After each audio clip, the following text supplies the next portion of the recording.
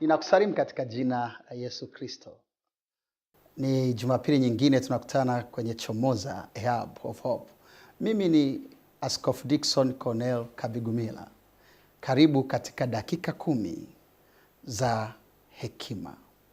Na leo ninao ujumbe wenye kichwa nguvu ya maamuzi katika kuamua hatima yako.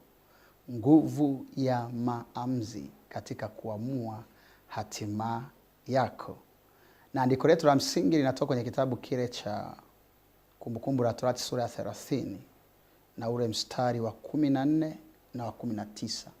Kumbukumbu la Torati 30 mstari wa 14 alafu mstari wa 19. Mstari wa 14 maandiko yanasema ni Mungu anasema tazama nimewawekea mbele yako leo hii uzima na mauti, baraka na laana. Chagua uzima ukaishi wewe pamoja na watoto wako. Mungu anasema kwenye maisha haya ameturuhusu kufanya machaguo, kufanya maamuzi. Ameweka vitu vyote mbele yetu, alafu maamuzi yetu yataamua hatima zetu. Maamuzi yetu yataamua hatima zetu. Anasema ameweka baraka hapo ambako pembeni kidogo kuna laana, mtu anaweza akachagua laana kwa hiari yake. Ameweka uzima, lakini hapo pembeni kuna mauti, mtu anachagua mauti kwa hiari yake. Amesema ameweka baraka, maana yake ustawi, mambo mema, ila mtu anaweza akachagua vitu vibaya vitakavyoharibu maisha yake. Ishu ya kuchagua na kuamua Mungu ameiacha mikononi mwetu. Sio tena ishu ya kiungu, ni ishu ya wewe. Sasa yako mambo kadhaa ambayo tutajifunza kwenye eneo hili la nguvu ya maamuzi au ishu ya maamuzi kwa ujumla. Jambo la kwanza, maisha ni mchezo wa maamuzi anaofanya mtu kwa masaa 24 ya kila siku ya maisha yake. Maisha ni mchezo wa maamuzi anaofanya mtu kwenye masaa 24 ya kila siku ya maisha yake. Leo Mungu amekupa nafasi ya kuwa hai. Leo una masaa 24 ya kucheza mchezo unaoitwa maamuzi, warau kwa masaa 24. Tukikata masaa yako ya kulala kutegemea na unalala mangapi, yatakayobaki una nafasi ya kuamua. Utakayoamua leo yataamua ubora au ubovu wa kesho yako. Utakayoamua leo utayashangilia au utayajutia kesho. Kwa hiyo kila mmoja ana nafasi ya kucheza mchezo huu. Unajua hakuna asiyeamua. Hata anayedai hajaamua amefanya maamuzi ya kutokuamua. Narudia tena, hata anayehisi hajaamua amefanya tayari maamuzi ya kutokuamua. Hakuna asiyeamua.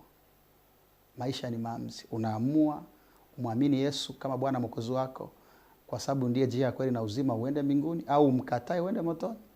Unaamua mke au mume wa kuishi naye maisha yote. Ukikosea tutakuona kwenye taraka, tutakuona kwenye majuto na vilio. Ukipatia tutakuona ukimsifia na kumpamba mwenzako kila siku. Unaamua wapi ufanye kazi. Unaamua chuo gani usome. Unaamua nani awe rafiki yako na nani awe adui yako. Maisha ni maamuzi mwanzo mwisho. Jambo la pili kuhusu maamuzi. Ubora wa kesho ya mtu hauwezi kuwa zaidi ya ubora wa maamuzi yake leo. Ubora wa maisha ya mtu au kesho ya mtu hauwezi kuwa zaidi ya ubora wa maamuzi yake. Anayeamua kwa ubora, anayeamua kwa usahihi, anayeamua kwa viwango, ana uhakika ya kwamba mavuno yakifika ya maamuzi yake atakuwa mahali pazuri kulinganisha na aliyeamua vibaya. Ndivyo maisha yalivyokaa. Jambo jingine, jambo la tatu, maamuzi ya aina ile ile unayoyafanya kila siku bila kubadilisha ni unabii wa aina ya maisha ya jumla utakayokuwa nayo. maamuzi ya aina ile ile unayafanya ndani ya siku moja ni unabii wa maisha yako yote yaliyobaki endapo utabadilika. Mfano, unatumia muda mwingi kitandani kusinzia. Unatumia muda mwingi kwenye vijiwe vya karata, mpira, nini. Tumia muda mwingi kwenye comedy, movie na vitu fulani vya kuburudisha tu. Unatumia muda mwingi na watu wasio kujenga. Na ndo maisha yako leo, kesho, miaka 3, miaka 10, ndugu yangu, tayari maisha yako yatakuwa ya hovyo hovyo. Na wakati huo kuna mwingine anakuambia amalizi wiki bila kumaliza kitabu, amalizi siku bila kuangalia video walau ya saa 1 ya kumjenga, amalizi siku bila kuomba mara 3, amalizi wiki bila kuomba walau mara 3, siku 3 za masaa 12 au 1 kavu. Akosi kuanza siku ibadani na kumaliza siku ibadani. Anafuatilia watu wenye kitu cha kumjenga na kumpa hatua mitandaoni na kila mahali. Huyu mtu na wewe wote mlikuwa mnaamua matumizi yenu ya muda. Ila baada ya muda kuna mmoja atakuwa nyuma na mwingine atakuwa mbele. Kuna mmoja atakuwa bora na kuna mwingine atakuwa bora liende. Ndivyo maisha yalivyokaa. Jambo jingine kuhusu maamuzi.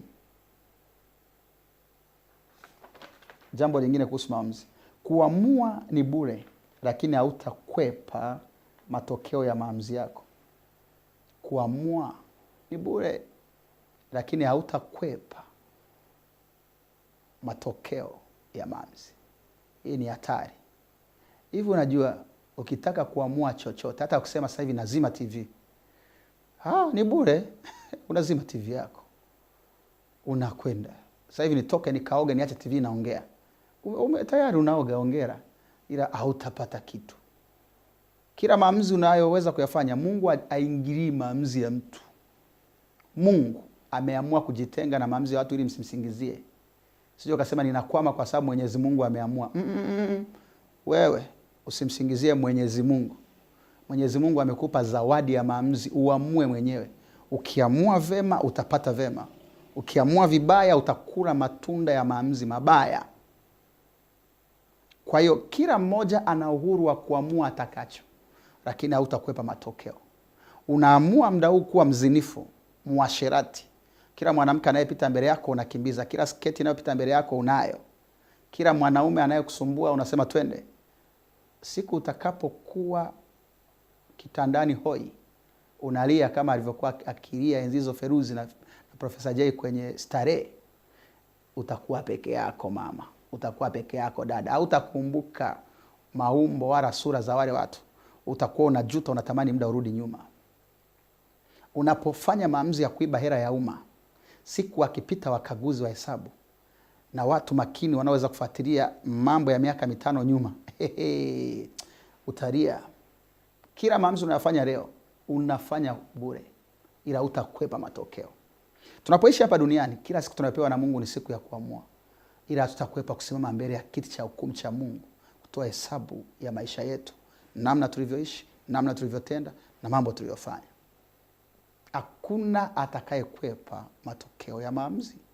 Umeamua kutokuwa na muda na mke wako, unadai unatafuta pesa, usije ukajuta wakati ndoa itakapokuwa na shida. Hauna muda na watoto wako, wewe unajua kuwapa hada tu, ila huna muda wa kujua wanaendeleaje, wana hali gani. Jiandae watoto wako. Ukisikia mwanao wa kiume anaolewa, usije ukasema shetani amekuja. Ukisikia binti yako anaoa binti mwenzie, usije kukushangaza sana, kwa sababu ni matokeo ya maamuzi uliyofanya ya kutolea. Ndivyo maisha yalivyokaa. Kufanya maamuzi ni bure, lakini hutakwepa matokeo ya maamuzi. Jambo jingine kuhusu maamuzi, kesho yako haitegemei rasilimali pekee. Inategemea ubora wa maamuzi yako ulionayo. Kesho yako haitegemei rasilimali pekee. Inategemea ubora wa maamuzi ulionao. Wengi wanasema nikipata fedha, nikipata mali, nikipata hiki, maisha yangu yatabadilika. Kuna watu wamepata hela nyingi mikononi mwao, ila kwa kukosa maamuzi sahihi juu ya fedha ni maskini hadi leo. Kuna mtu anasema nikipata mke aliyetulia ambaye hana shida, Mungu anipe nini? Kuna watu wamepata wake wa hivyo wameshindwa kuwatunza kwa sababu ya kutojua namna ya kufanya maamuzi. Kuna mtu anasema nikipata mchungaji mwenye hekima na akili kama wewe, sijui nitapiga hatua kiasi gani. Wengine akimpata baada ya mwezi mmoja, baada ya miezi 6 anamtoa kasoro. Anarudi tena kwenye kutangatanga kwenye makanisa. Utagundua mbali ya rasilimali kadha wa kadha, bado unahitaji neema na akili na ufahamu wa kufanya maamuzi. Kwa haraka haraka nikupitisha kwenye mambo manne yanayoweza kusaidia kufanya maamuzi kwa usahihi. Mambo manne yanaweza kusaidia kufanya maamuzi kwa usahihi. Cha kwanza ni kiwango chako cha maarifa kuhusu jambo. Kiwango chako cha maarifa kuhusu jambo. Hakuna anayeweza kuamua vizuri au vibaya zaidi ya maarifa alionayo. Kama kitu ukijui, utaamua vibaya. Kama unakijua kwa kina na una taarifa za kutosha, utaamua vizuri. Jambo la pili ni kutafuta mashauri ya akili au ya hekima. Mithali 11 mstari wa 4, Mithali 24 mstari wa 6. Biblia inasema kwa mashauri ya hekima fanya vita, kwa mashauri ya akili fanya vita, kwa mashauri ya akili taifa huokolewa. Kuna mashauri, kuna watu wana hekima, wanajua kuliko wewe. Usiamue kitu ambacho kuna watu wanakifanya vizuri kuliko wewe bila kuuliza, bila kutafuta mashauri. Jambo la tatu, ili uamue vizuri, uwe na maisha endelevu ya maombi. Uwe na maisha endelevu ya maombi. Usiombe kwa ajili ya matatizo, yageuze maombi, ushirika wako na Mungu kwenye maombi kama tabia. Kitabu cha Luka 6:12 hadi 16. Luka 6:12 hadi 16, Yesu alitaka kuchagua mitume na alilazimika kuomba usiku mzima. Kesho akaamua vizuri. Aliamua vizuri mno kiasi kwamba alimchagua hadi Yuda, mtu mwenye uthubutu wa kumsaliti. Uwezi ukapatia hivi bila kuwa na maisha endelevu ya maombi. Maisha endelevu ya maombi yanakusaidia kuamua kwa usahihi. Kwa leo tuishie hapa. Mimi ninakufurahia na ninafurahia bidii yako ya kujifunza. Tukutane Jumapili ijayo hapa hapa Chomoza, a hub of hope.